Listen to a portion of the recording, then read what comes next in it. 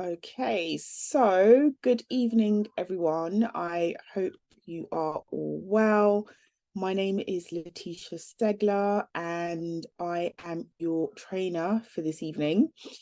So, this session is about finance, funding, and investment readiness. My organization is called Build Partner Scale.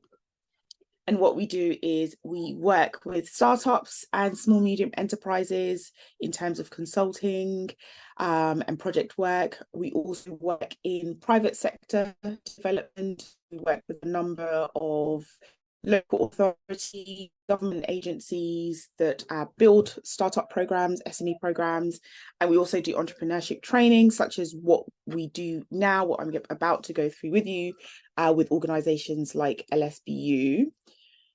So what we do is a number of things. So strategy and execution, interim management, finance and funding, and R&D tax claims. I'll just make sure everyone is on mute because we are recording.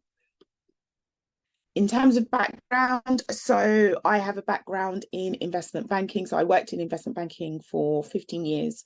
I started my own business in the last 5 years of my career, grew the business and was able to sell it and leave my corporate world.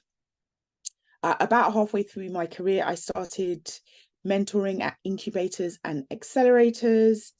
As many of you, depending how old you are, may vividly remember the financial crisis.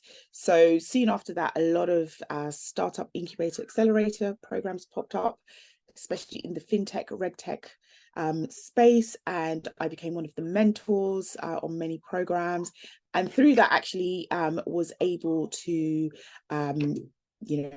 gain significant opportunities, including working for the European Commission, for their European Agency for Small and Medium Enterprises. So if you think about Horizon 2020, Horizon 2030 projects, etc., it's coming out of that agency. So I have a background mainly in finance in terms of the actual raising money aspect, and also financial management, and also in funding as well. So I have experience both from the corporate side and both from the startup SME side as well.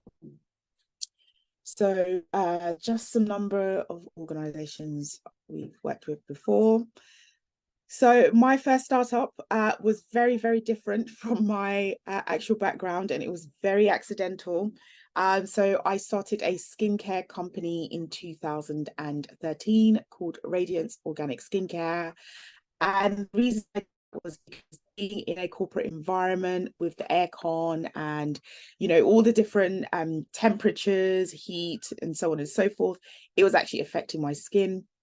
I went to Ghana, where my family originates from, and my cousin gave butter, and it completely transformed my skin. I came back with 10 kilograms of shea butter and told everyone, absolutely anyone and everyone, about this magical cream. And then within 6 months, I was importing about 100 kilograms of shea butter every single month. So at that point, I thought, well, I think I'd better make this into a registered business. Also, Her Majesty's Revenue and Customs noticed and started saying, are you trading in, tropical goods? So at that point, I thought, you know what, I'm going to commit to this. And I started my skincare business with one product. And that grew over a number of years.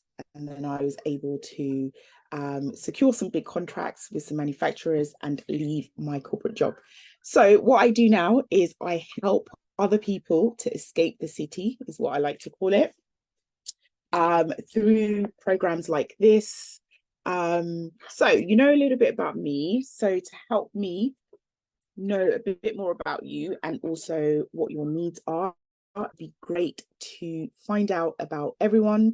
So what I would like you all to do is to introduce yourself. So tell me who you are, your business, the current stage of your business, and your motivations or objectives at the moment. So let's start with Tim. You're the only one on camera, so I'm going to pick on you.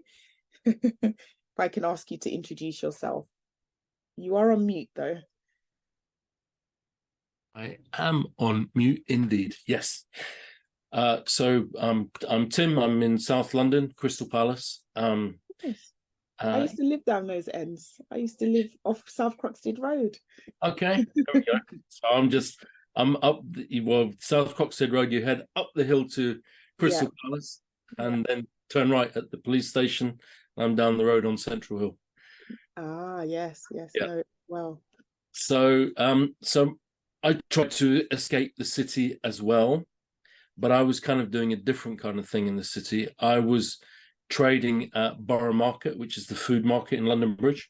Hmm, hmm. My training is 30 years in hospitality and about 20 years in mental health is my experience. And all of that came together when I had just had enough of it, really, when things actually, it was after the terrorists hit Borough Market and everything kind of changed for us there. And I started to ask myself some questions around what direction I wanted to be going in. So I trained in psychodynamic psychotherapy and counseling. I then considered going to the IGA, which is the Institute of Group Analysts, to qualify as a psychotherapist, but instead I decided to become an integrative transformational coach, which I then have been practicing since 2021, I suppose.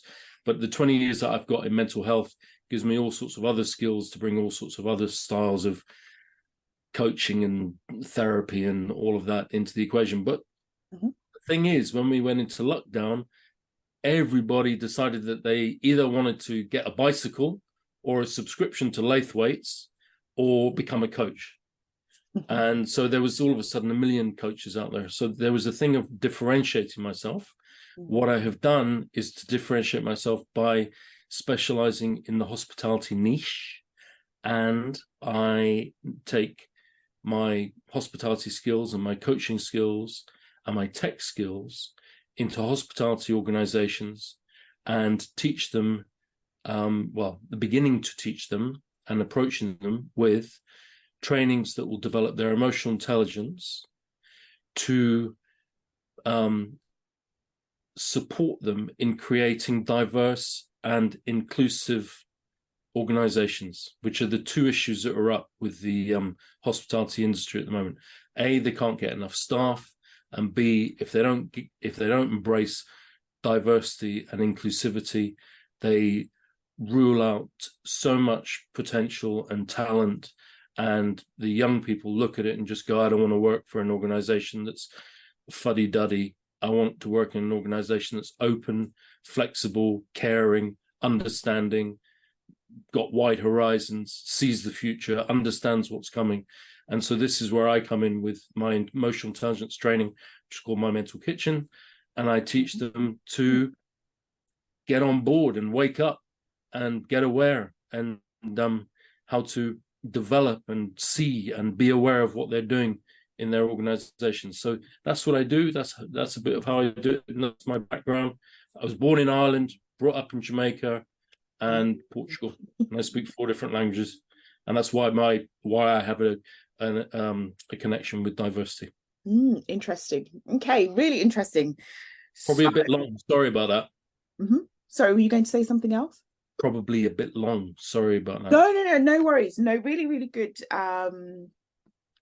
And actually, it's just interesting in terms of like people's background and heritage and migration, actually, because I think saying things like race is very limiting because it doesn't tell you like where someone has lived and where their family lived and where they've migrated to, either. And migration is just part of the human, yeah, condition, really, isn't it? But in terms of your business, My Mental Kitchen, so do you know about Mission in Vauxhall, the food incubator accelerator in Vauxhall? Um, I do not.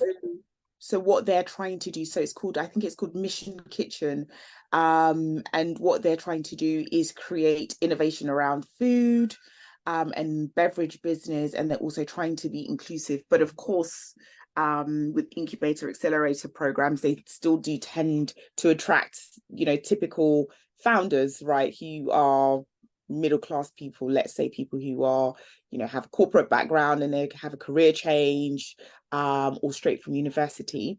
So really, that would be a really good opportunity for you in terms of thinking about where you have an aggregation of your customer, of your end customer. Think about, food incubator accelerator programs. Saying that, I actually work for an organization where we're going to be running our own food and beverage incubator accelerator next year in collaboration with St. Thomas's University, St. Thomas's Hospital, and Guy's Hospital Fund.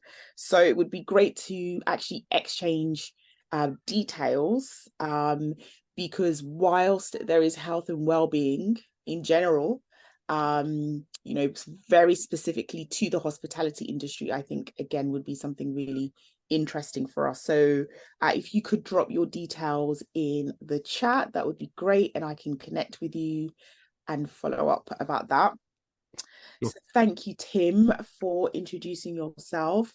So let's move on now to Rick. Hi, everybody. Yes, my name is Rick. My background is predominantly marketing. Been doing marketing for a number of years now, offline and also digital.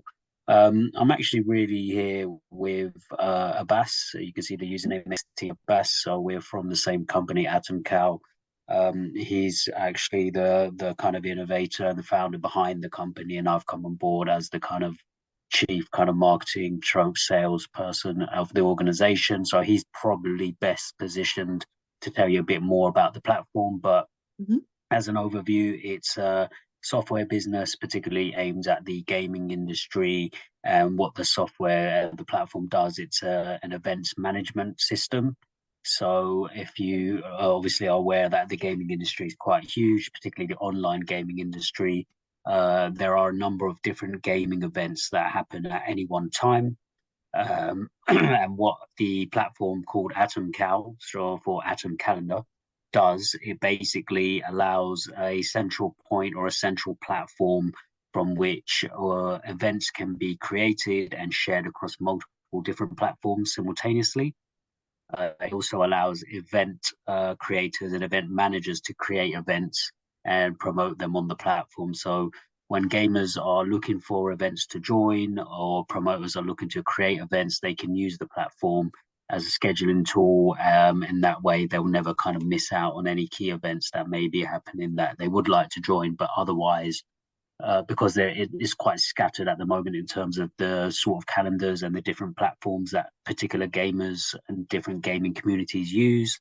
We're trying to basically create a central platform that will cater to all the communities. So whenever there's an event on, or if somebody wants to search what events are happening at any one time, they can visit the platform, see what's going on, create events, share events, and it will share those events across multiple other third-party applications and calendars. Great, excellent, thank you. No problem. So with that, I will hand over to Abbas if you'd like to introduce yourself as well, how you came about this journey, for example. Hey, hi. Yeah, I'm a software developer, so I started working in the software industry like maybe 7 years ago, and I've worked with various different startups and also bigger corporate clients, and I gathered a lot of experience. And I think a year or a year and a half ago, I just decided to put my skill set on use to build something in the scheduling space, as Rick explained. And I saw like a market gap in the game sector, and I think there's a huge market, and that's where we're sort of building the tool. The good thing is the tool is live, so anyone can sign up, use the product. And we also have like 30 customers. We have like sign-ups that we want to grow, and that's why we are like interested in like a fundraise to sort of support us in achieving enough market sort of user base to be able to go for the pre-seed raise and build a team and go from there. So yeah, super excited in learning about what you're gonna show us today. Good, excellent. Thank you. And on that note, actually, I should ask, how many of you are interested in raising money through equity at the moment? So if I can get a couple of thumbs up or a yes or no in the chat. So how many of you are interested in raising money from investors? Yes, I think we are definitely interested. Yeah. Okay, great. Thank you. That just helps me in terms of what material to cover in this. Okay, wonderful. So thank you. I'm also interested in what funding's available through grants and government support. Yes, I will go through that as well. Great. Okay, so thank you, Rick and Abbas. And if I can move on now to Anna, if I can ask you to introduce yourself. Hi there. I'm going to log on in a minute on my PC so I can get my camera up, because I've just been at London South Bank big innovation meeting. So I just walked back. But I'm from Mozzie and we produce shape-shifting jumpsuits that change to protect the user from insects that bite. And our customer is a digital nomad, much like myself. My background is community build at a global scale for big companies like Nielsen, WPP, and I'm now focused on this innovative, sustainable, ethically produced in London piece of clothing that's made 100% from trees and is recyclable, reusable, and weighs in at about 800 grams, so easily transportable. We've got some business assets together. We've got IP, pitch deck. I'm working with London South Bank University marketing students right now. We have been working together with the London South Bank University Business Solutions Centre for over a year now. On our website, we've launched a shop too, and we're selling direct to customer. Our next project is to develop a video to explain how to put on a Mozzie so it's easy for the user to understand and invest in a product of this nature. It's quite a high price point, but we explain it very clearly on our website. And we do pay the London living wage to manufacturers, social enterprises like Making for Change, who teach women prisoners skills they have in prison and help them into new jobs. So in making a Mozzie, they're actually learning how to produce the equivalent of a three-piece business suit. I guess in a way you could look at Mozzie as the new digital business suit, because not only can you work in it on a Zoom call, you'll see in a minute, but you can also step away and do your mental or physical activities to support desk work in any professional job today. So that's us. And we're looking for crowdfunding in particular, being a travel product for early adopters and with global reach. And initially we will sell to the UK-based digital nomads, of which there are about 3 million, according to our research with London University, of which I'm an alumni. Nice. I have to say, I do like a jumpsuit. I do like a jumpsuit and a play suit. And even better if it could protect from mosquito bites, etc. Quick question, is your company registered, because you've got this social element of it, is it registered as a CIC? No, not yet. I'm a limited company. I've run a providing digital nomads with accommodation, so I know the customer quite well. But yeah, I'm at the moment at a point with the accountant to separate out a trading Mozzie from my original company that I set up 15 years ago. Yeah, so open to all sorts, EIS, whatever, really, once that's achieved.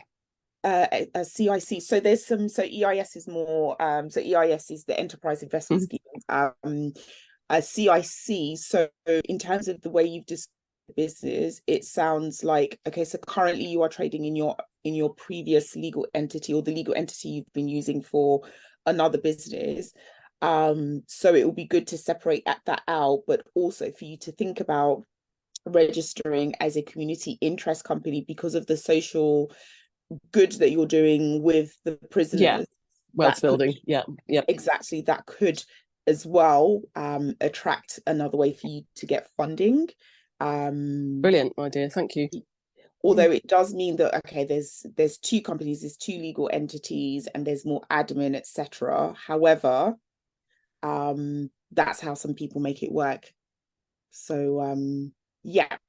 All right, so good. So thank you all. I love admin. Yeah. Some people do, don't they? So thank you all for introducing yourselves and telling me.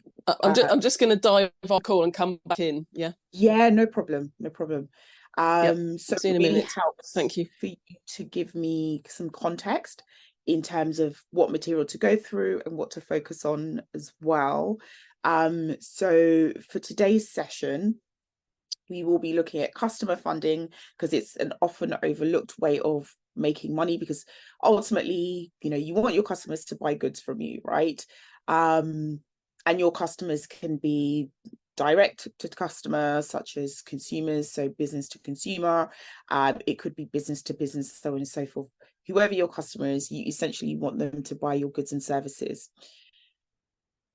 We'll also look at R&D tax credits, because that's another way for you to actually claim back money from resources that you've spent in developing the business to where it is now. We'll also look at grants and public funding. We will also talk about private funding, and hopefully have enough time to actually go through a valuation, a quick company valuation task as well. We won't have time to do fundraising, campaign or pitching, but we'll focus on the top 4. So the first section is customer funding, and I recommend this for every business, because regardless of, whether you are at startup stage, growth phase, scaling, so on and so forth, you essentially want to make sure that you are sustainable because you have enough customers buying goods and services from you. Therefore, thinking about getting grants or investors should be part of your objectives, in the sense that you absolutely need those things in order to get to the next stage, okay?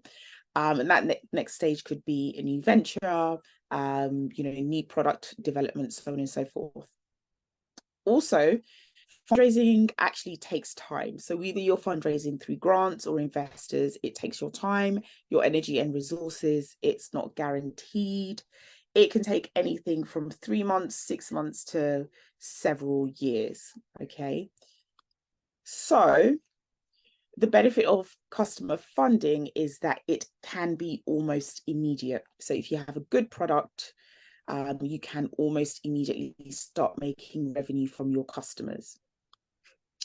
So before deciding about going for fundraising, explore and absolutely exhaust all the ways you can make money from your customers through, for example, customer sales, customer acquisitions. So there might be, other customer segments that you haven't thought about before, or that you're not necessarily marketing to, that could be customers that you can acquire. So, excuse me, to give an example of that, when I started my skincare, very much focused on mums who had children with skin conditions, but mostly on women. And then I used to have, I used to trade in several markets in London, and I actually started to attract a lot of customers from men who said, you know what, there isn't, and this is back in 2013, 14, he came to me and said, there's not a lot of organic products for men, organic skincare products for men. And I managed to produce something before Aesop came on the market. So I hadn't thought about this customer segment, right? So it gave me the opportunity to acquire different customers from a different customer segment. And you can also think about borrowing from friends, family, or associates in order to fund your next business objective. Obviously, you should do that with the same legal agreements and conditions that you would have with any other investor as well, in order to avoid, blurred boundaries, etc.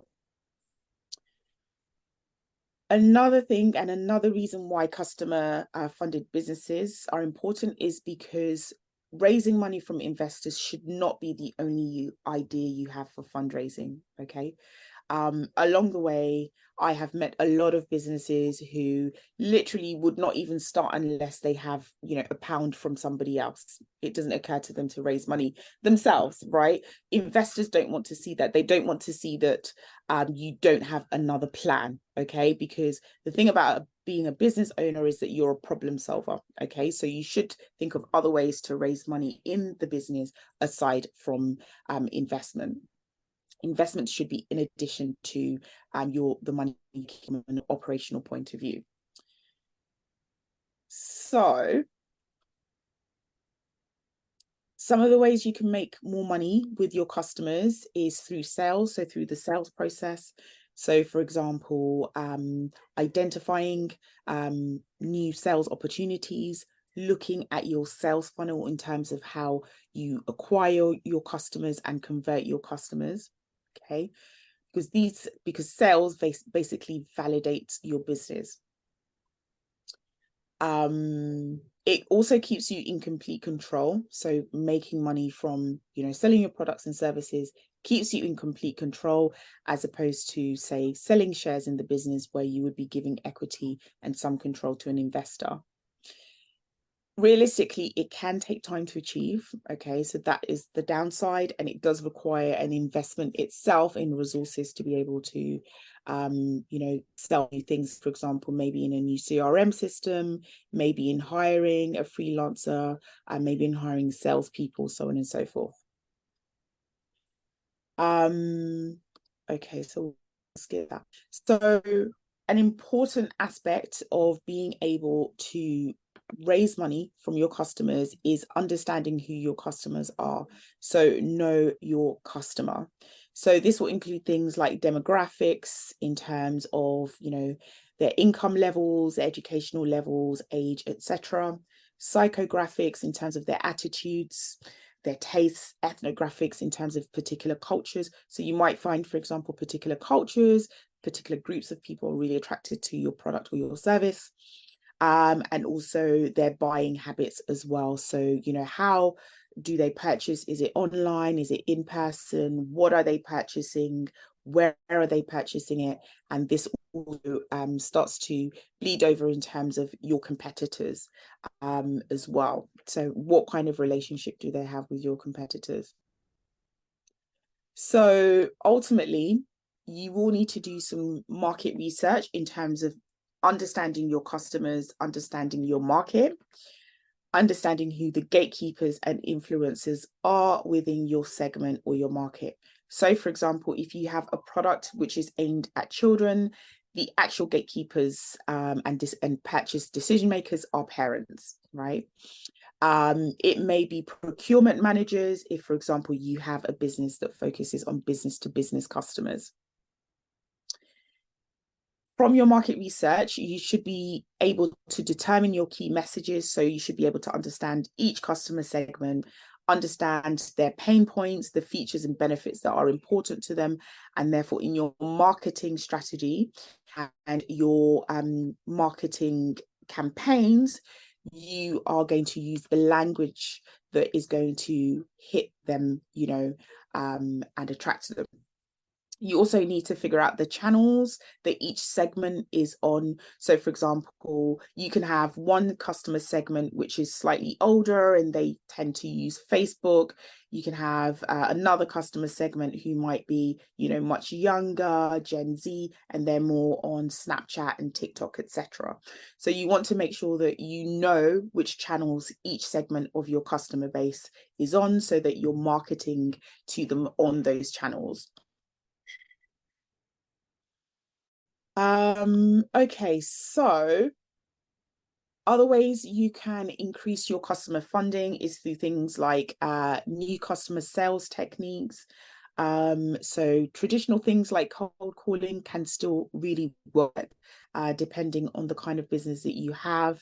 Networking, having champions or ambassadors, affiliate marketing, and then traditional things like advertising as well. Other ways you can think about making more revenue is maybe increasing what you are selling to your existing customer base.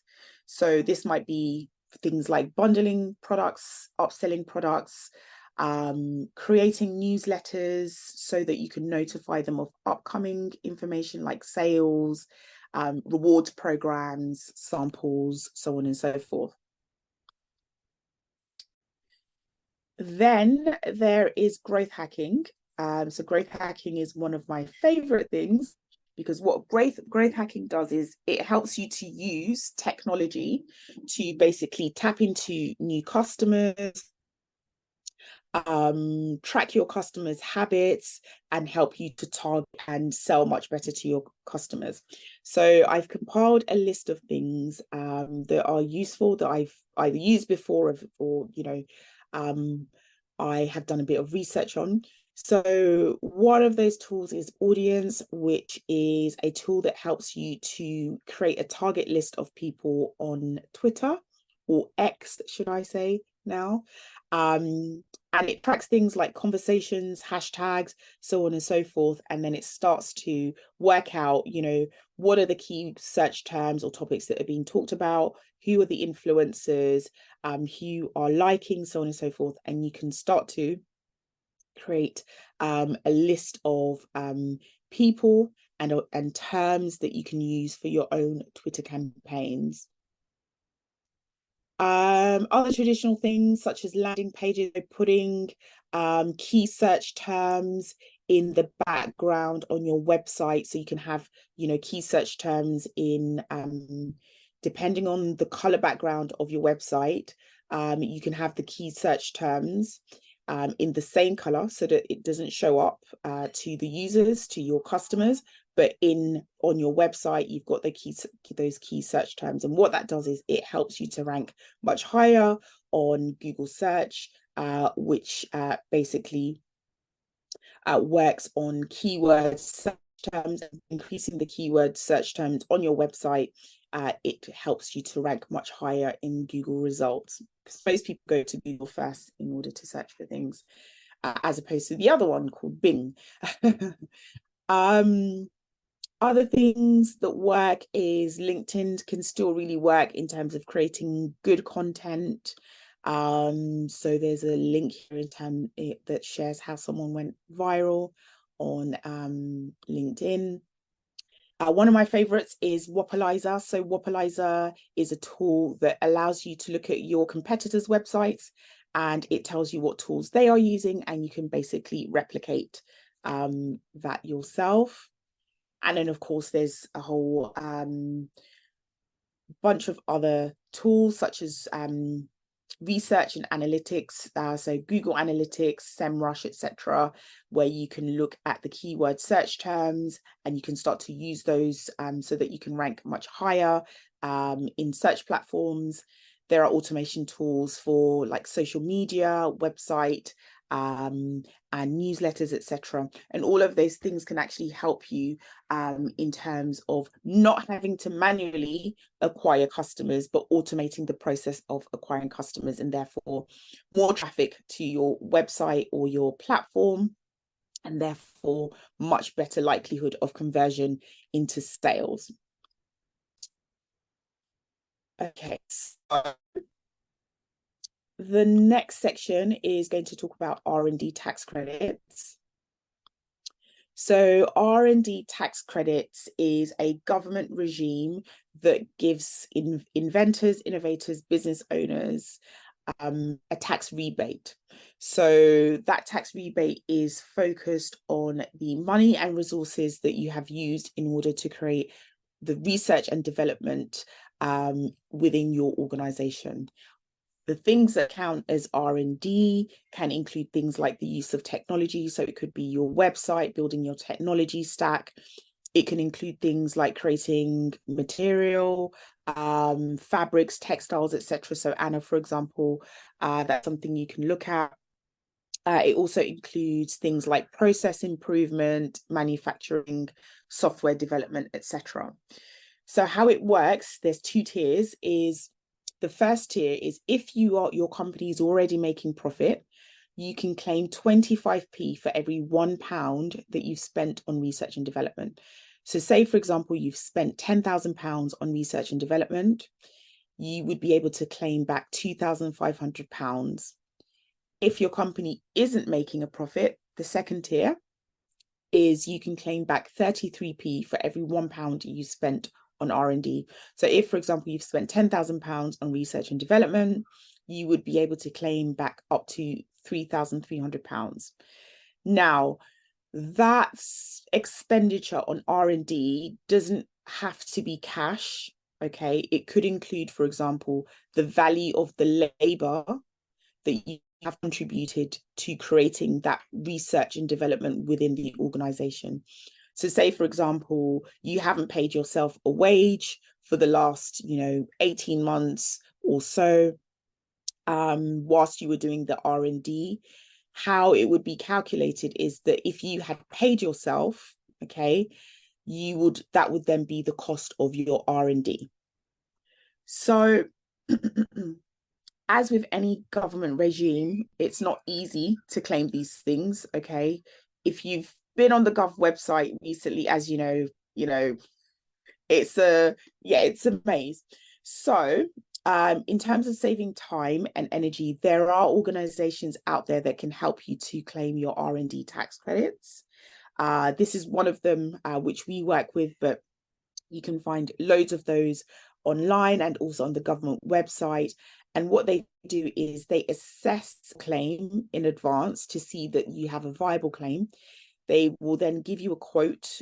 Some of it will be upfront, and then the rest of it will be based on what you are able to claim back from your application. So let's say they take 20% upfront, and then they would take 80% of their fee after you've won the R&D tax claim. So R&D tax credits is a neat little way to get back money from the time and resources that you spent to build your business so far. It is also something you can claim over the lifetime of the business, because R&D is something that businesses continue to do over time. So it is something you can claim continuously. Okay.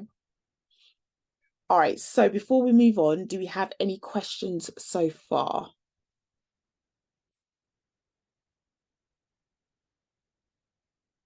All right, so looks like we're good.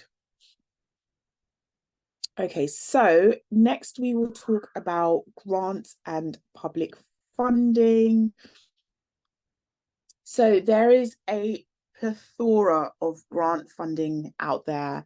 Grant funding is funded by various organizations, from private donors, philanthropic funds, to public funds such as the National Lottery, local authority funds, so on and so forth. There is a plethora of grant funding programs out there. I've compiled some of the really good ones. So, for example, the National Lottery Fund, which tends to fund a lot of community projects. There's also a link to an organization called GrantNav, which basically publishes all of the grant giving bodies and all the projects that have been funded. There's also, again, depending on the nature of the grants you're looking for, things like the Mayor of London funding, unlimited comic relief, etc. As with grant applications, as with grants, there is an application process which can be quite tedious. I have provided a link, I believe, and if not, I will send this in the chat, to a toolkit that helps you to basically structure your grant application. Depending on the type of organization that you have, if you are a social enterprise, for example, you can get the social investment tax relief, which allows you to raise money from investors. And rather than your investors getting a share in your business, they would get a tax relief, they would get a tax benefit. And what this does is it gives an incentive to investors to invest in social businesses. Okay, because investors generally want to take a share in a business because they want the dividends and they want the equity. They tend to avoid social enterprises because the returns are quite different. The returns aren't as profitable as in limited companies, as in for-profit businesses. So to counter that, the government has created the Social Investment Tax Relief Fund to basically incentivize investors to invest in social enterprises and get a tax relief instead. Other funding programs, so Innovate UK. So Innovate UK runs a whole suite of innovation funding. The links are in the slides. So when you get the slides, you will be able to access all the links.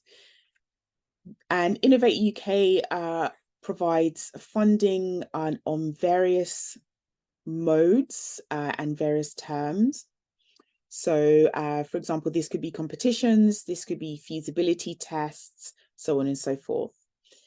So as I've clicked on this, immediately what I can see, Tim, is there is a there is a program for digital mental health. Okay, so there's lots of themes that Innovate UK cover. It all tends to be scientific. Some of it is creative, but mostly it is scientific. So again, Rick and Abbas, in terms of what you've created, I'm sure something there for you.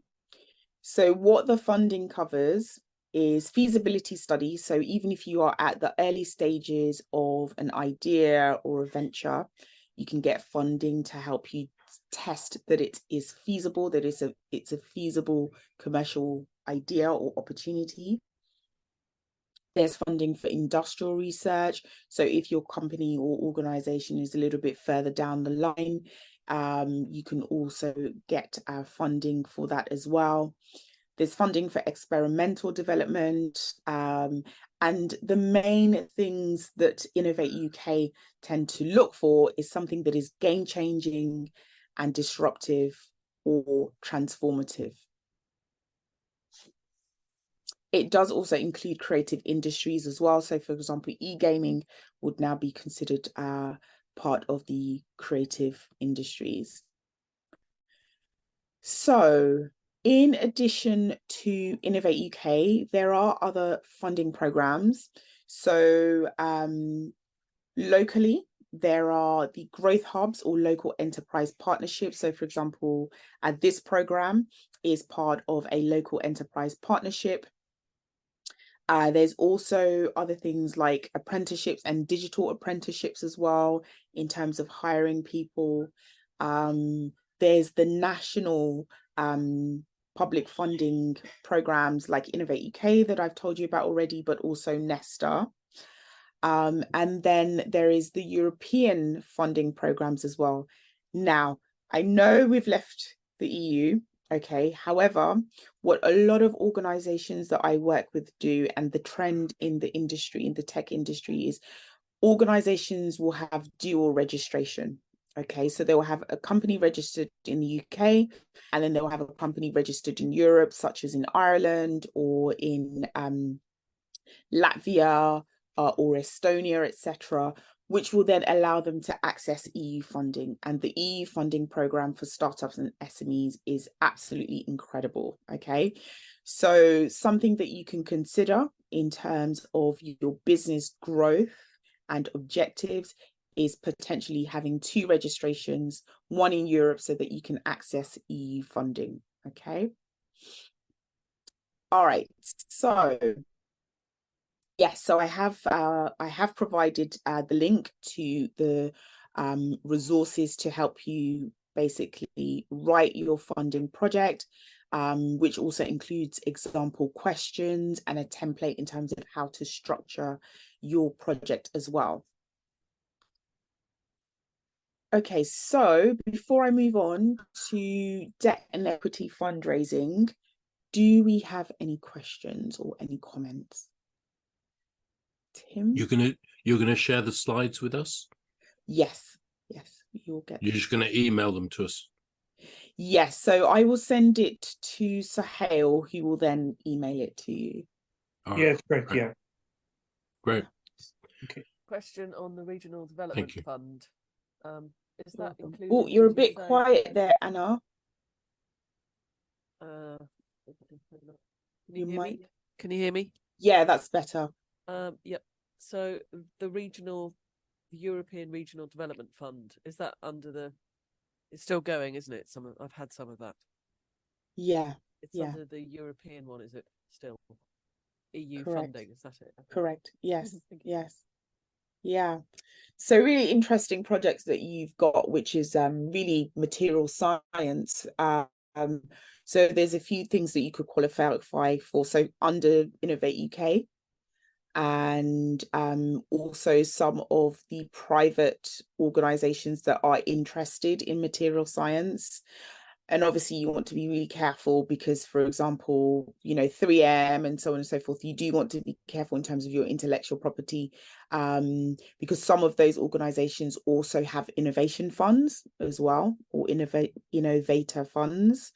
And then in addition to that, then you have the European funding, in particular, for example, around, health as well, because you could cross over into health as well, because your materials, for example, could potentially be utilized for like just everyday clothing, right? Or other materials, other kind of like utilities in clothing and textiles as well. So there might be opportunities to think about funding outside of clothing and apparel as well. It could also be, for example, medical clothing as well. So there may be other applications of your innovation that you could get funding for under various programs, either with Innovate UK or EU funding. Yeah, we use a fabric that is trademarked by Lensing. So it's not our fabric, and it doesn't have any chemicals at all. But we do have IP on the Mozikosi name, and obviously we own the design of it. And it's more to do with the design than the feel or the visual. Okay. So it's in line with good. government Understood. advisory. Yeah, just to be clear, it's not necessarily. No, that makes sense. Yeah. Great. Okay, good. So if okay with what we've come to so far, I will move on to debt and equity. So that comes under private funding, because debt and equity is provided by private organizations such as banks, investors, etc. So know what your options are in terms of understanding what is suitable for your business at its relevant stage and the stages you want to get to, and also thinking about other funding options in addition to debt and equity. Generally, it is a good idea to have a mixed portfolio of funding, whether that's from your customer sales, grant funding, and or debt and equity.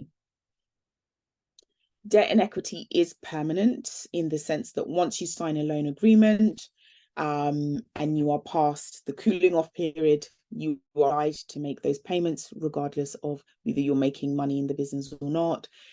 Also with an investor, once you've signed that investment agreement, it's very difficult to go back on unless you fulfill the terms of the investment, okay? So it's not something you want to rush into. So debt and equity is not something you want to rush into.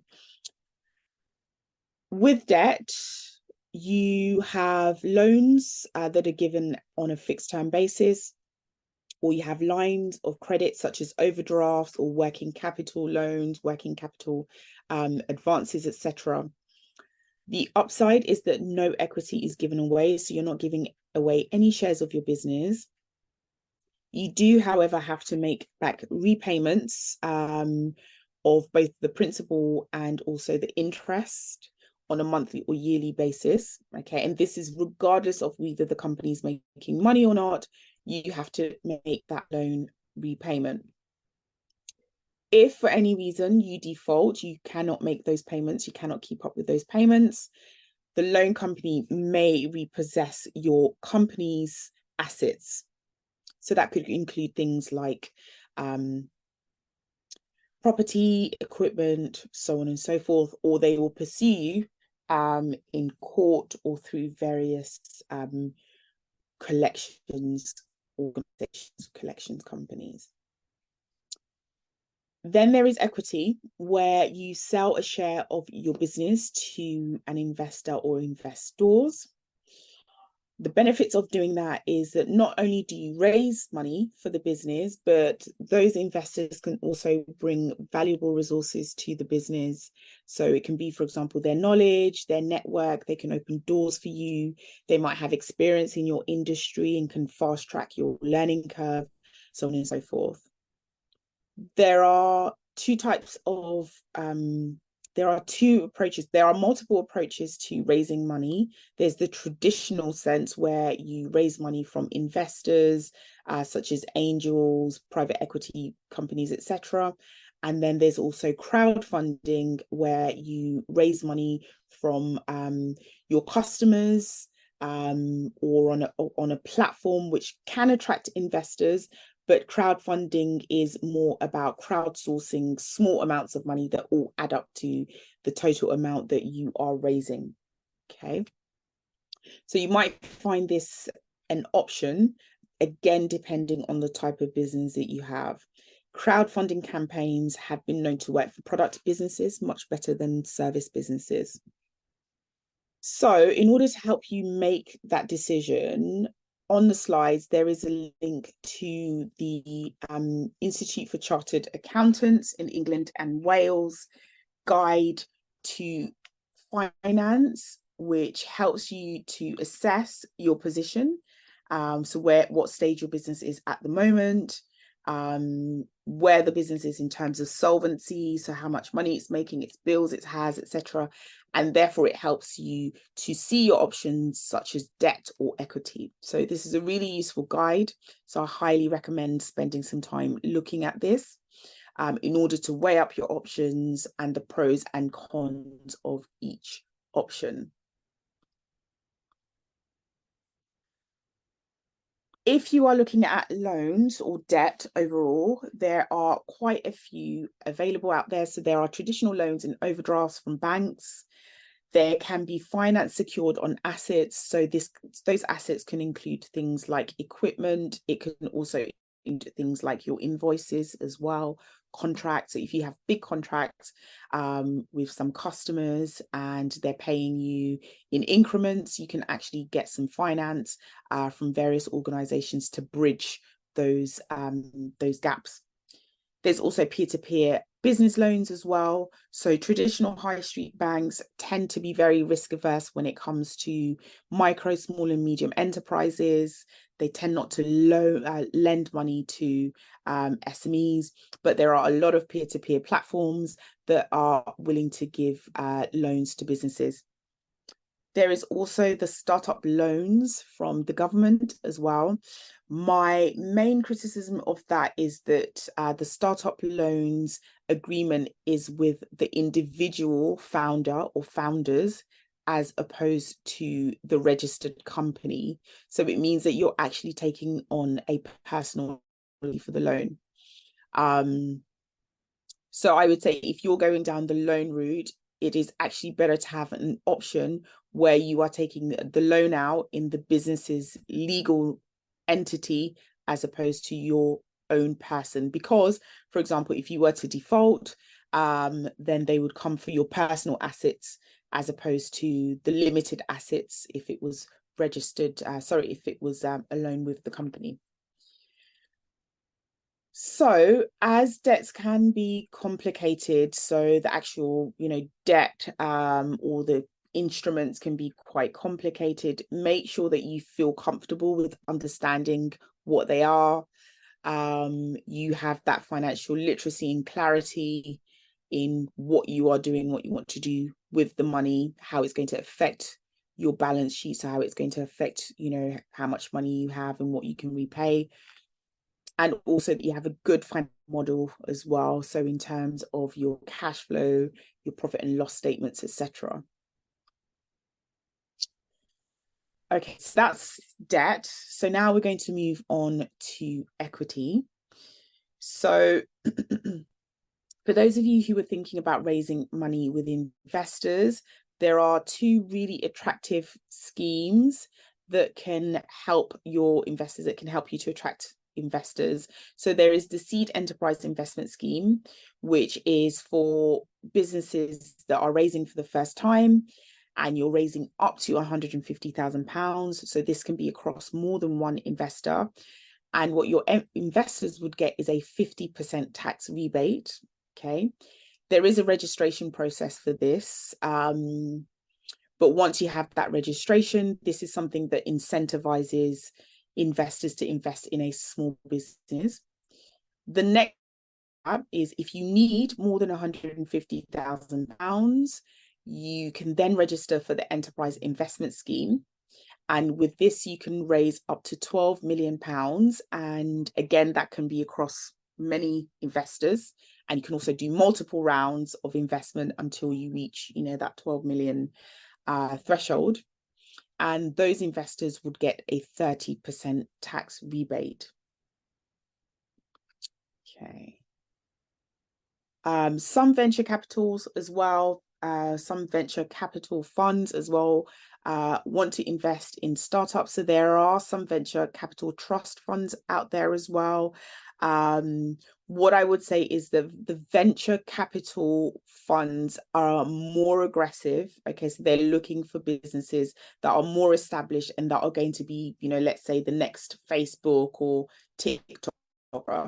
Because they're looking for really high returns and they're very aggressive about getting those returns. So for a business that is starting out, that is kind of like, small to medium enterprise, I would say stick to Seed Enterprise and EIS as opposed to venture capital as your investor. Okay, so Seed and EIS tends to attract angel investors and professional investors, such as private equity firms. Venture capital firms are institutional investors, so they are a lot more aggressive in what they want. And I'll explain that in a moment. What you can raise money for is idea stage. So if you have in particular a scientific idea that you absolutely need money in order to take it off the ground, you can get investment for that. You can get investment for your minimum viable product. So this is basically your prototype or working prototype. You can get investment to do a market test. So for example, if you're going to enter a new market, and also for fully commercial products as well. So you can get investment for different stages of an idea or business cycle. You might also choose not to get investment. There are plenty of companies out there that have grown without raising investment, such as MailChimp, Spanx, and SurveyMonkey. The difference between an angel investor and a venture capital investor is that angel investors tend to be individuals. So think Dragon's Den. They're all individual investors. Angel investors tend to invest less than £1 million per investment, per opportunity. It's usually not their full-time job, okay? And they don't particularly want to be too involved in the company, okay? So therefore, they're not necessarily going to ask you for a board seat, but they're really interested in your product or your cause, and they tend to invest in the long term. Compared to a venture capital investor, which is a company that invests in opportunities, they tend to invest over £2 million per opportunity. It is their full-time job. So they want to make returns, and they want to make, returns that are 10 times, 100 times more than what they've invested. They want a seat on your board, okay? They want involvement with the company, and usually their objective is to make as much returns as possible and to scale and grow the business, so to become bigger and bigger. Now, this might not be your intention. Okay, so first and foremost, you want to make sure that you are pitching to the right crowd of investors, and that it also suits your your company values, for example. So if you get an investor that is very profit over people, this might not agree with your company values. So you want to make sure that you are also vetting investors. Okay. So, for example, Calendly, which some of you might know, so it's a productivity tool. They decided to go for angel investing. So they had an offer from a VC fund, but they chose an angel investor over a VC fund because of, the values didn't align. So again, you don't have to go for, what seems traditional with other organizations. So why are venture capitalists so different from angels and private equity firms? So VCs want to sell a company within a matter of years. Okay, so 5 years, 10 years, and they want to make at least £100 million from selling that company. So first and foremost, your company has to have the growth potential in order to be attractive to VC. It has to be willing to grow multiple times every single year. So that could be, for example, hiring people, entering new territories, customer acquisition, etc. It's very, very full on. And they are aggressive, right? They're extremely aggressive in terms of, wanting to make a lot of money from the business. Okay. So this is something to consider. So every investor wants to know, what is the problem you are solving, the solution that you are offering, and why you, and why now. They want you and expect you to understand your market in terms of sizing your market and knowing your niche in your market. They want to understand that you've done a competitor analysis, and you can therefore differentiate yourself. And they want to see traction as well. And traction could be, sales that you have, subscribers that you have, etc. Okay. So what we're going to do is we're going to focus on valuation, okay? Because a big part of the conversation with investors, whether it's angels, private equity, or VC, is how to actually value your company, okay? So you know your problem, you know your solution, so on and so forth. But how do you actually value your company and ask for equity that reflects the value of your company? And how do you test that that's actually viable or feasible?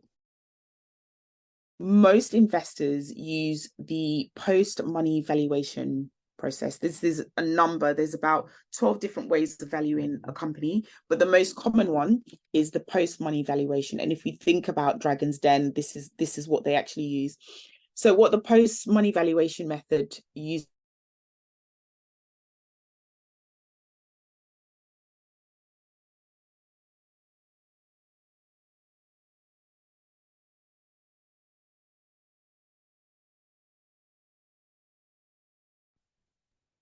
Yeah, apologies. I'm not sure what happened there. Great. Apologies for that.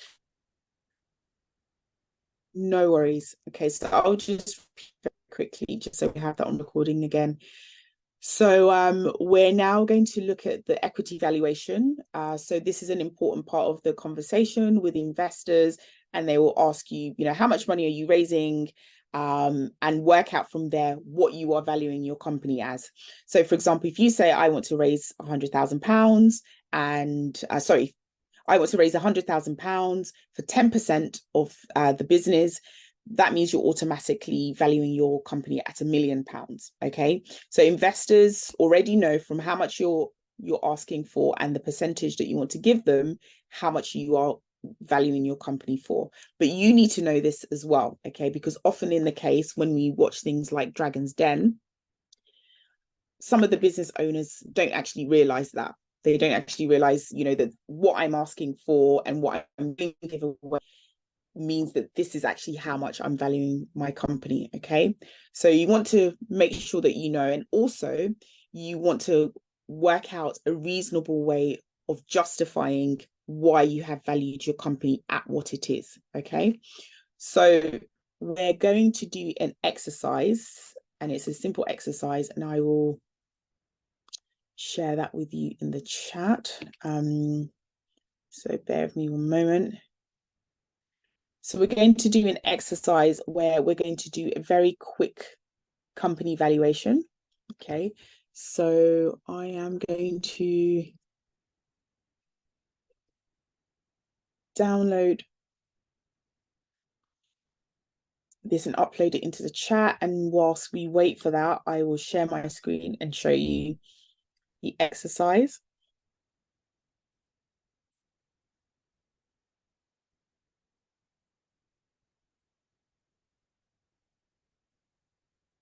Okay, let me just make sure I've uploaded it in the chat.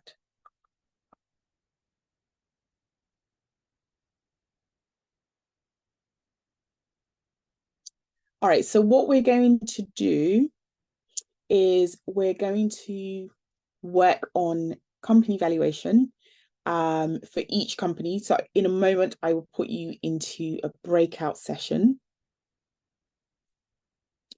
So in the document I shared, there are 2 tabs. So there's the first tab, which is for equity fundraising. And then there's the second tab, which is raising money without equity. So that could be, for example, your own money, donations, friends, grants, so on and so forth. But the principle is that on the second tab, you're not giving away any equity. Okay, you're not giving any shares of the business.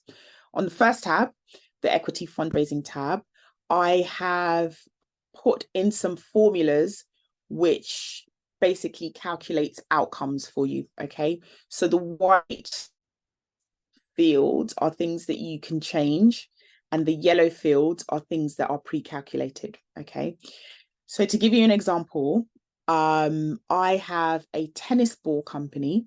Okay, and I want to raise £300,000, and I'm willing to give to investors 12% of my business. Okay, for the £300,000.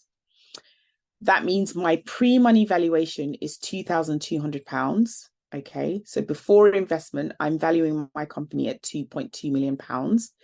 After the investment, I'm valuing my company at £2.5 million. So basically, it's adding the 300K, right? Now, this might sound a lot for a tennis ball company. Okay, you might be thinking, a tennis ball company valuing themselves at £2.5 million. Okay, but what if I told you, okay, Serena Williams, Roger Federer, they all love my balls. They love my tennis balls.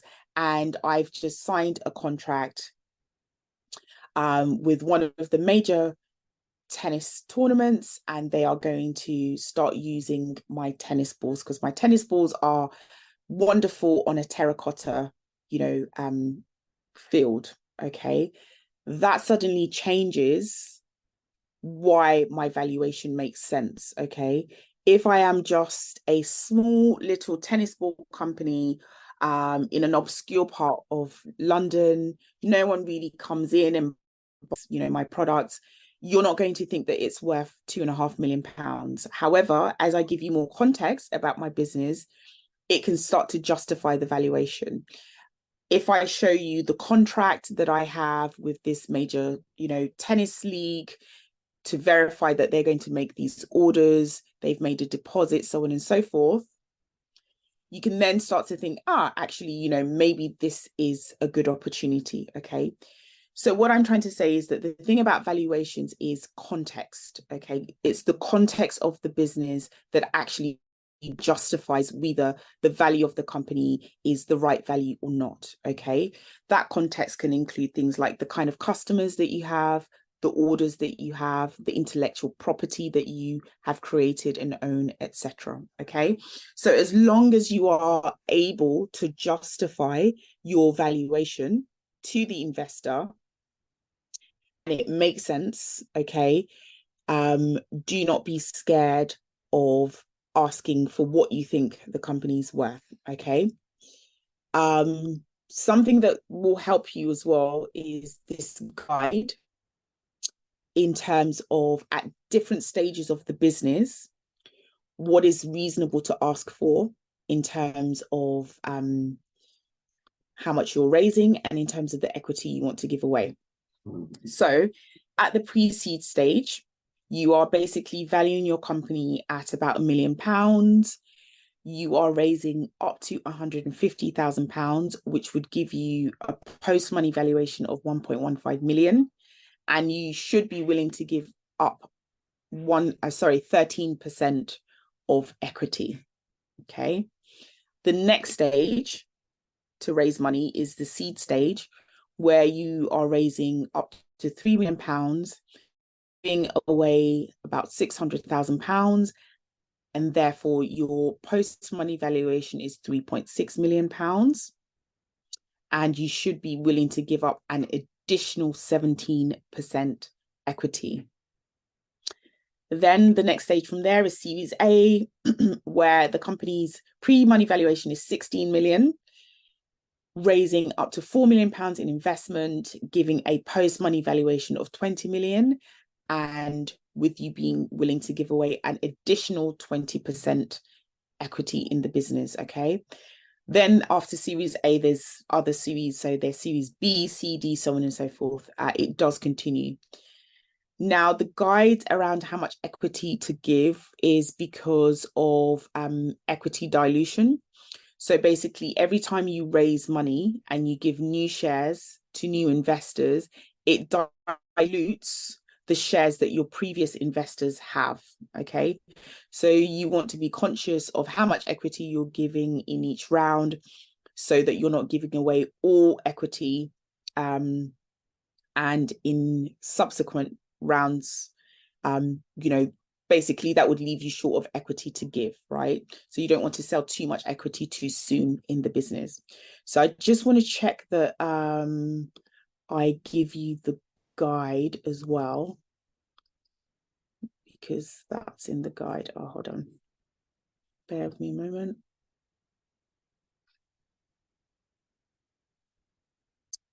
So in the chat, there should be 2 documents.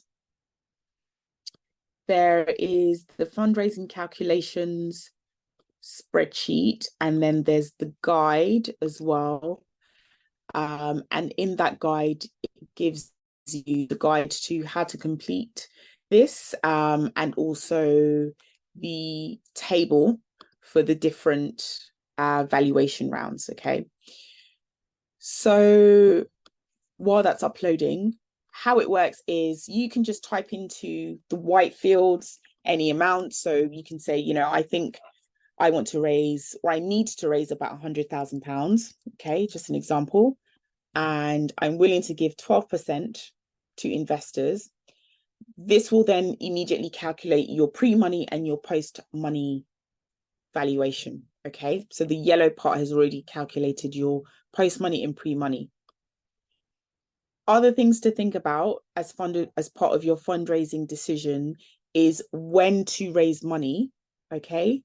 And the money that you are raising, what you're going to spend it on, and how long it's going to last you. So the when to raise money question comes with how much cash you already have, okay? If you have £18,000 in your bank, in your business bank account, and you're spending £3,000 per month in your costs, okay, this means you are burning 17% cash per month, and you can keep going for 6 months, okay? Now, this is important things to know. So this is called your burn rate and your runway, because what it's telling you is that in 6 months, you're going to run out of cash, okay? So you need to start fundraising very, very soon, because 6 months is not a long time, okay? So something often that investors will ask you is, what is your current burn rate? So how much money you're burning every month, and what is your runway, which is how long you can keep going with the money you have. So you need to have these answers for the investors.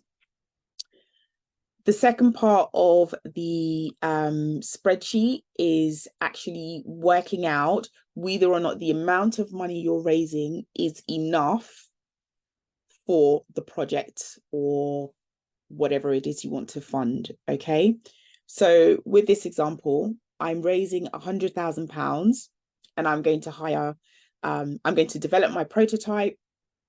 I'm going to hire a chief technology officer who's then going to build the technology for 10K. I need some marketing, etc. So I've got, video editor, customer service person, and then I have a 10K contingency. So as you can see at the bottom, what I'm actually spending is £207,000. Okay. So this is basically telling me that I'm either not raising enough money or I'm spending too much money. Okay. So immediately I'm going to look at the highest amount that I'm spending, which is this chief technology officer, right? Do I really need to spend 150K on a chief technology officer? Okay. Maybe not. Maybe I can get one for 20K, okay, to do a short-term project for me. So I've adjusted that. And now what it's telling me is that I'm raising £100,000 based on the things that I'm going to spend that money on. I'm actually going to spend £77,500. So actually that 100K I'm raising is enough, okay?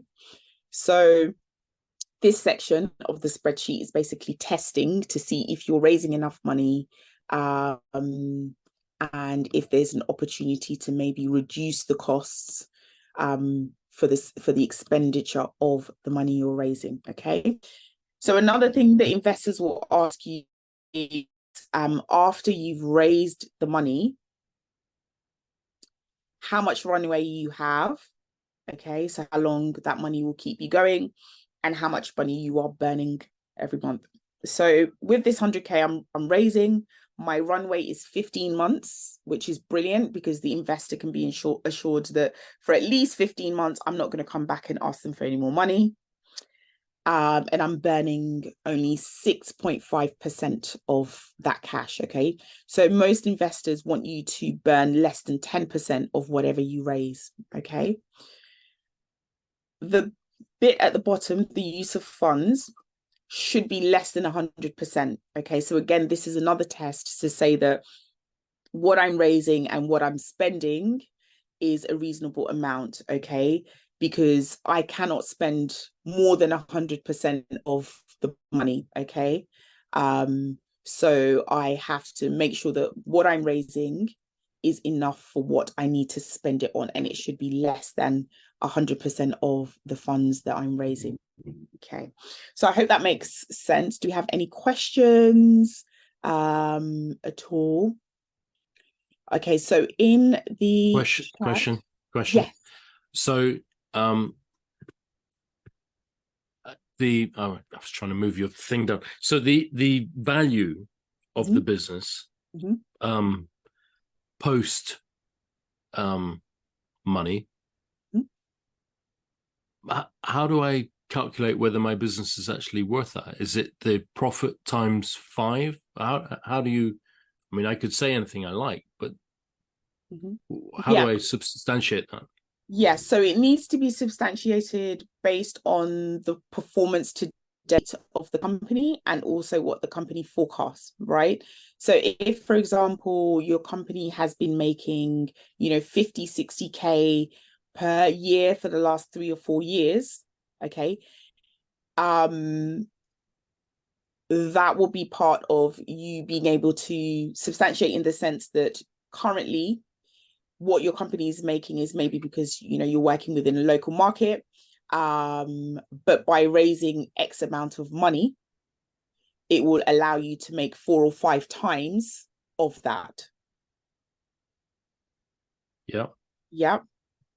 So if I've been, so is that 50, 60K profit or 50, 60K gross turnover? So that can be your gross. Okay. So if I've then got a profit of 30 and I then say that with this extra money I'm going to be able to increase my profitability.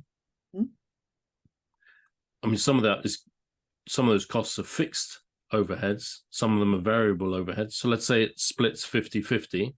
Mm. That means that as I increase, maybe it's going to be 40K. So let's say that's 160 plus the 30. That means that I can say that I can increase my profitability to 190K.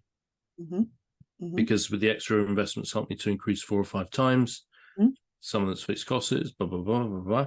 So what is then the value of, how can I then say, or what's the calculation to then say my business is worth this much? If I'm doing 190K profit, do I then multiply that by 5? Because so you're looking for the multiplier, right? Yes, so your multiplier, I don't know what it is. Exactly. So your multiplier could be that if you to do like 5 times the business, or 10 times the business, then you would multiply the current. No, that's not what I'm asking. So I get that. I get that the multiplier on a yearly basis, because of the investment, will increase the profitability from what I'm doing at the moment, 30K to 190K per year. But the value of the business is that if someone bought my business and they then expected to have their money back, would they want their money back in 3 years or 5 years? So do I then say, well, that means if they wanted their money back in 3 years and they bought my business, and my business is worth three times 190K, because that's how long it's going to take for them to get their money back. So therefore my business is 570,000. Or do I say, no, they want their money back over 5 years. So it's 190 times 5. That means that they get their money back in 5 years. That's 950,000. So what's the normal thing to do? I've never done this. Yes, I appreciate that. So usually it's on a 5 to 10 year exit. Okay. Yeah. I would say go for 5 years, and that exit could be, for example, a trade sale, right? No, sorry to interrupt. You're talking about the exit. What I'm talking about is, or maybe I'm misunderstanding, maybe I'm being thick here, but I understand that would be the exit. Yeah, but you're talking about the return on investment, right? Yeah. So the return on investment, so that return on investment will include, for example, thinking about how marketable the business is in terms of the exit strategy. So it's called the exit strategy, right? So exit doesn't always mean that you're going to sell out of the company, right? Yeah. It can mean the investors exit out of the company in terms of, now I want my money back, so on and so forth. But usually the usual multiplier for a micro to small business is 5 times. So sorry, the usual term, the usual tenure is 5 to 10 years. So that would be like the exit for the investments. It would be 5 years or 10 years. Okay. So on that basis, I can then say my post-money valuation is 5 times 190,000, and I can justifiably ask for that amount of money. Correct. Or Correct. I can justifiably attribute that valuation. Yes, absolutely. Yeah. Okay, got you. All right, thanks. Very interesting. Very useful. All right. So I just want to make sure we have enough time to do the exercise. So what I'm going to do is I will put hold on. Oh yeah, we've got one team which is already, so I will put Bass, you and Rick together. And then I will put Anna and Tim together. So please make sure you download the 2 documents in the chat, because it will be useful for the exercise. What we're going to do is we're going to have 20 minutes to give each one of you the opportunity to work on your valuation. Okay. It should be about enough time. So Hale, if I can ask you to, and I will allow you in your breakout room to be able to share your screens. So I'm going to create 2 breakout rooms. Okay. So got Bass and Rick in one room, and then we've got Anna and Tim in the second room. So if we take about 10 minutes each to work on your calculations on the equity fundraising tab, and then when we come back, we'll talk that through, okay? So it's 6:28 now, so we'll come back at 10 to 7. And if you have any problems and any questions, do let me know or request for me to join your breakout room.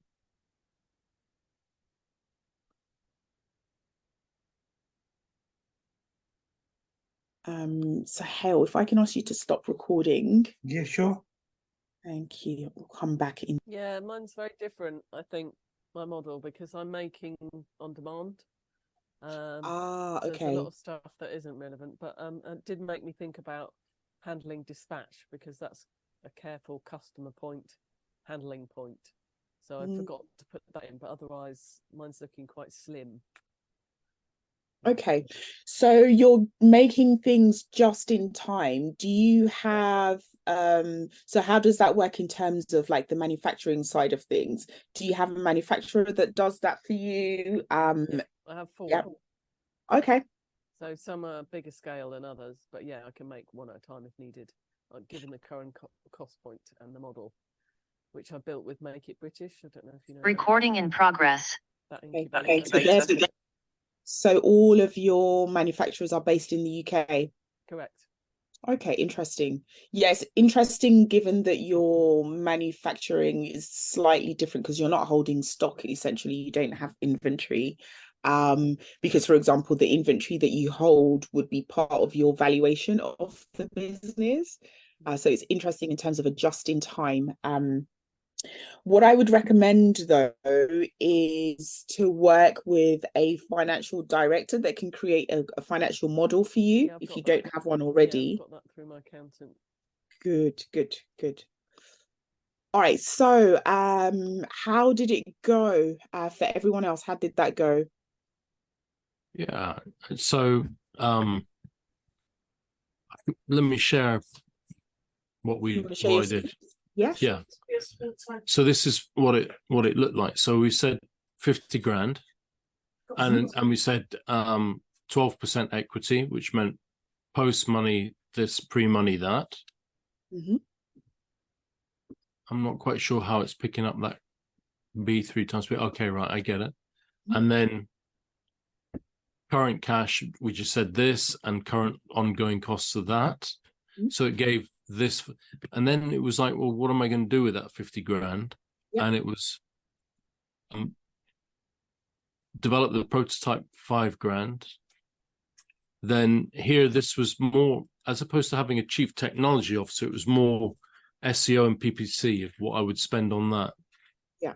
So remember the white fields, you can change the name of that. So for example, what you're raising money for, you can change that to whatever is relevant.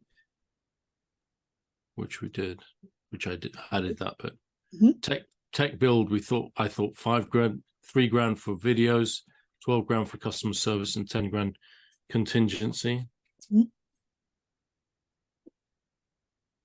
Yeah. So you're spending just under 50K. And you would keep going for about 13 months based on this current spend, which is fine. Yeah. Okay. Currently, you're making. So I said currently, that we did it. We said currently making 50 grand. That the costs are £700 a month times 12 plus 30 grand salary for me, which would be nice, which gave a profit of this, and 10 grand of that goes on corporation tax or tax and income tax, which left a net profit of about 1,600. So I then said, well, if I'm going to get 50 grand, then I want to increase the turnover to 250. Yeah. Those overheads will pretty much stay the same. Probably what's not in here is I would need, I'm not sure I could do it all on my own. Yeah. So you need to hire someone. So maybe that would be part of your use of funds in terms of who your key hire or key hires would be. The other thing is, and I know that these workshops are very limited in terms of like the time. It's a 2-hour workshop essentially. But what would be interesting to know and something you can go away with is, what is your business model? What are like the products and services that you sell? Are they digitalized, for example? And so therefore, if you had a one-time effort of creating a digital product, how many more customers you could acquire or how much more sales you could have from that product. So I don't know if you have like an app. I don't know if you're doing like online training or like a self-study training. Oh, sorry, I didn't realize I'm off camera, guys. But yeah, it would be interesting to know, what your actual business model is and your revenue models are, how you can make money, and therefore how the investment can help you to do that. Yeah. Okay, great. I'll take that away with me. Thank you. Wonderful. So Anna, you did share with me as well. So as with these things, it's like it's not a one size fits all, right? So you have a slightly different business model. So you need to tailor your valuation a bit more around that with your financial model. So Rick and Abbas, how did that go for you? Yeah, it was more of a discussion for us because we're kind of still in the process of actually putting our valuation together. So we are kind of looking at that. We're also looking at the corporate structure and obviously putting together a cap table as well. So we're quite early in terms of putting the numbers together. So in a sense, we're a bit hesitant to actually get numbers down. But it's kind of it's something that we're going to be doing within the next couple of days. But to be honest, the spreadsheet we found quite useful. So we're just really glad that we've got that tool and we'll definitely be using it. At the moment, we're still kind of literally in this initial discussion of what the actual value is, because obviously we are kind of ideally looking to go down the kind of equity funding route. We're speaking to angel investors as well. So we do need to kind of put together a cap table, and in order to do that, we need to have everything kind of organized and have all our ducks in a row and the numbers set out. So this is something that we're definitely going to be working on within the next few days to try and get something down. But thanks for the spreadsheet because it's a really useful tool actually, and we'll definitely be using it. So yeah, we didn't get anything down per se, but more of a discussion because this is what we're going to be like. This is basically our priority within the next few days, really. Yeah, good.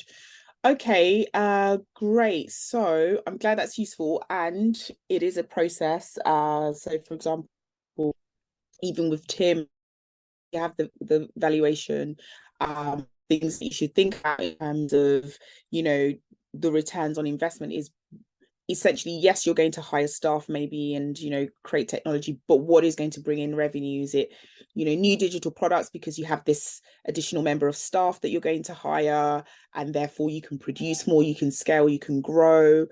Is it actually, getting your house in order in terms of the actual valuation process, getting the accounts and all the admin done, etc.? It is a process. So 30-minute exercise, 20-minute exercise isn't realistic really in terms of your actual business. The time you need to dedicate to this. Within the slides, when you get the slides, there is also a selection of venture capital firms and angel networks as well. The most popular angel network is the UK Business Angels Association, UK BAA. They do a load of events, recruiting of investors, syndicates, and also matchmaking them with investment opportunities. They have workshops, so on and so forth, and they have a platform as well where you can advertise your opportunities. So please do check them out. The last part of the slides is really just a guide about how to fundraise, so things that you need to know in your fundraising process. It's pretty self-explanatory, so we don't need to go through that. Otherwise, if you have any questions, any queries, please do drop me a line. I have my details in the slides, which you will be receiving very shortly. Otherwise, we are bang on time. And I would say thank you very much for your time and your commitment today. Have a wonderful evening and hopefully see or speak to you at some point in the future. Yeah, that'd be great. Thanks, Letitia. Thanks just for your around the time. Thank corner you. as Really well from helpful. you. Thank you. Just you. want to say Thanks a thanks lot. to everyone, and slides will be sent to you as soon as I get them. And if you guys are looking for any additional mentoring support or any other support from NSBU, just drop me a line, and then we can figure out how we can proceed. But just want to thank you all for taking part and being so involved and engaging. And we're here to help. So if you need anything, just drop me a line. Thanks Wonderful. again. Thanks, Excellent. everyone. Cheers. Have a Have good a nice evening, evening. everyone. Cheers. Bye. Bye. Thank you. Bye-bye.